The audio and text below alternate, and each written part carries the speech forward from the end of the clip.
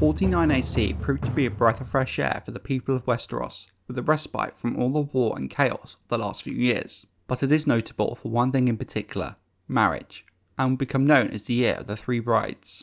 The year was only 2 weeks old when the first of these marriages happened, when news came from Fair Isle by the Sunset Sea. In a small ceremony, Rhaena Targaryen married Andrew Farman, the second son of the Lord of the Island. Rhaena was now thrice a widow, 26, and her new husband was 9 years younger than her. The only notable person to attend the wedding was Lord Lyman Lannister and two of Rhaena's close friends, Samantha Stokeworth and Elaine Royce. The king and the court remained entirely ignorant of the marriage until a raven arrived from the rock and brought word. Days after the wedding feast and bedding had already sealed the match. Her mother, Queen Alyssa, was deeply offended by her exclusion from her daughter's wedding, and this caused animosity between the two for many years, while Rhaegar Baratheon was furious that she married without the leave of the crown, who at this point was effectively him. The fact that a former queen had married the second son of a minor lord was only part of Rhaegar's anger, as some speculated that he intended to marry her to one of his nephews. In contrast, King Jaehaerys and Princess Alysanne were said to be happy for their sister and dispatched gifts and kind words to Fair Isle.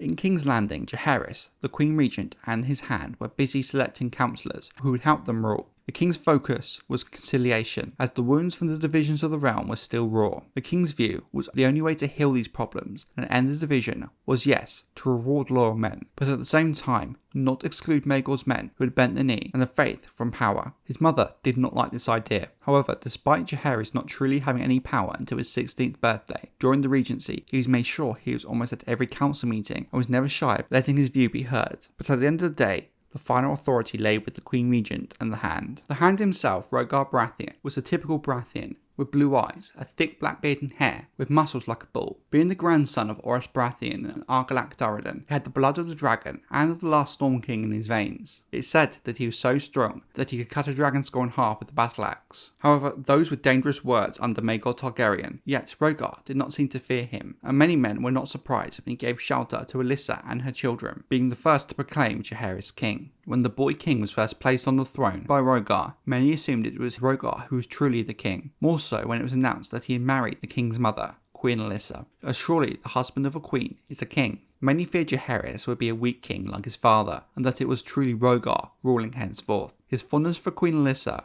was well known, and Rhaegar having no children, the match seemed to make sense, even though the queen was already 44. Although not a Targaryen, the Valerians hailed from Old Valyria, with the Queen Regent having the iconic silvery hair and purple eyes of the Freehold, so her marriage to her first husband, Aenys Targaryen, made sense. The wedding of the King's Hand and the Queen Regent was a huge event. The site would be the half-completed dragon pit, whose rising tiers of stone benches would allow for tens of thousands of people to observe. The celebrations would include a great tourney, 7 days of feasts, and even a mock sea battle. Lords from across the realm came to the wedding, from the Starks of Winterfell to the Lannisters of Castle Rock. Prince of Dorne even sent his sister, and 2 Pentoshi Magisters attended. Many guests had other reasons for attendance. Many wished to take the measure of their new king, nor did Jaehaerys deny them this opportunity. Sir Giles Morrigan, captain of the Kingsguard and the King's Sworn Shield, announced that Jaehaerys would be pleased to grant audience to anyone who wished to meet him. The young king entertained the lords in the intimacy of his solar, attended only by Sir Giles and a maester. Many left these meetings, even the most sceptical, ringing the king's praises, declaring that he was not his father and well wise beyond his years. With the Queen Regent's time taking up with the planning of the wedding, the Hand and the king busy meeting with lords great and small, it was left to the king's 13-year-old sister to entertain the highborn ladies and lords, and by all accounts she rose to the challenge with ease, winning the love of the realm.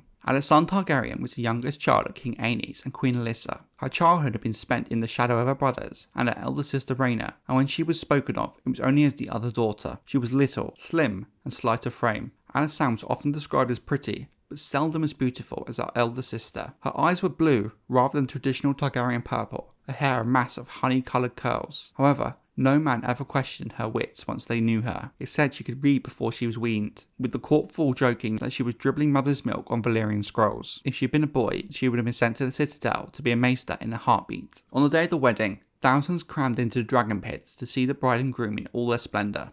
Yet, it was the arrival of the king and the princess that would keep King's Landing talking for years to come. King Jaehaerys and Princess Alysanne descended from the sky on their dragons, Vermithor and Silverwing, to the awe of all in attendance. At this point, it'd be fair to point out that only 2 men had been named to the Kingsguard, Sir Giles Morrigan and Sir Joffrey Doggett. It was Queen Alyssa who suggested they stage a test of combat during the wedding to fill the rest of the open slots, to let them earn their white cloaks. They would be filled by Sir Lawrence Roxton from the Reach. 2 were sworn swords, Sir Victor Vallant from the household of Lord Royce of Runestone, and Sir William the Wasp, who served Lord Smallwood of Acorn Hall. The youngest, Pate the Woodcock, fought with a spear instead of a sword. Some wondered if he was even truly a knight, but he proved his skill so successfully that Sir Joffrey Doggett settled the matter by dubbing him himself. The eldest was a grizzled old hedge knight named Sam Good of Sour Hill, a scarred and battered man of 63 who claimed to have fought in 100 battles. As the wedding came to an end and guests took their leave, all agreed the young king had won the admiration and affection of many lords, both great and small, and they only had praise and warmth for Princess Alysanne. The small folk of King's Landing were pleased as well, and took the wedding as a sign of the new king being just and merciful and chivalrous ruler.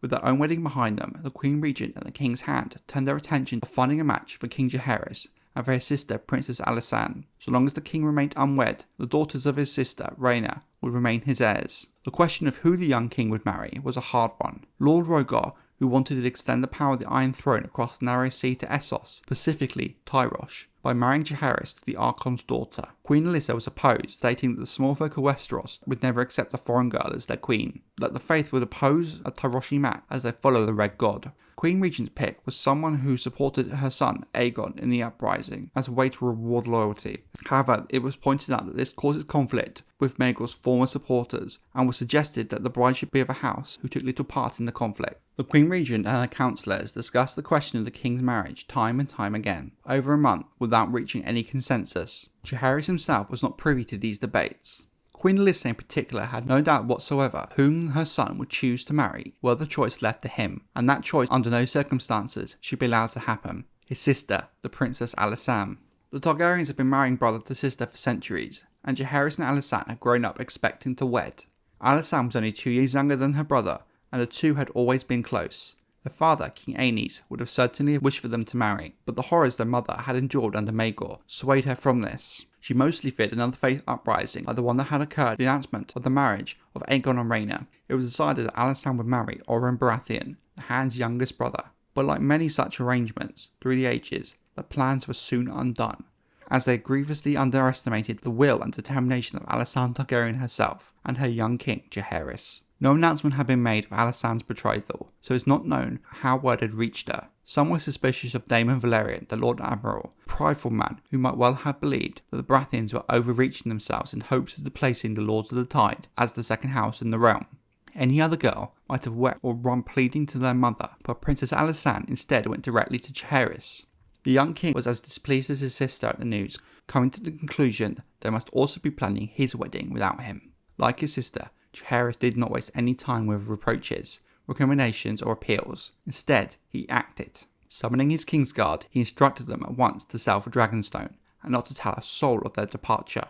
That night, under the cover of darkness, King Jaehaerys and Princess Alysanne mounted their dragons, Vermithor and Silverwing, and departed the Red Keep for Dragonstone. Reportedly, the first words the young king spoke upon landing were of his need of a septum.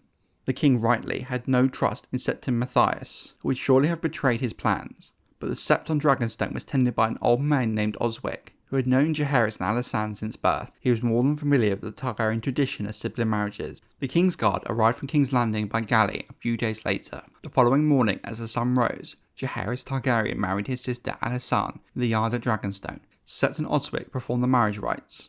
The 7 knights of the King's Guard stood witness to the union. The castle's garrison and the servants looked on as well. A modest feast followed the ceremony, and many toasts were drunk to the health of the boy king and his new queen. Afterwards, Jaehaerys and Alysanne retired to their bedchamber, where Aegon the Conqueror had once slept beside his sister Rhaenys. But in view of the bride's youth, there was no bedding ceremony, so the marriage was not yet consummated. This omission would prove to be of great importance when Rhaegar Baratheon and Queen Alyssa arrived blatantly from King's Landing in a war galley, accompanied by a dozen knights, 40 men-at-arms, Septim Matthias and Grand Maester Benethor. Jaehaerys and Alysanne met them inside the castle gate, holding hands. It said that Queen Alyssa wept when she saw them. She called them foolish children, not knowing what they had just done. Septim Matthias took his turn too, his voice thunderous as he berated the king and queen, and prophesied that this abomination would plunge Westeros into war once again, that every pious son should announce them as sinners It is said that the Septon's face grew red and swollen as he spoke.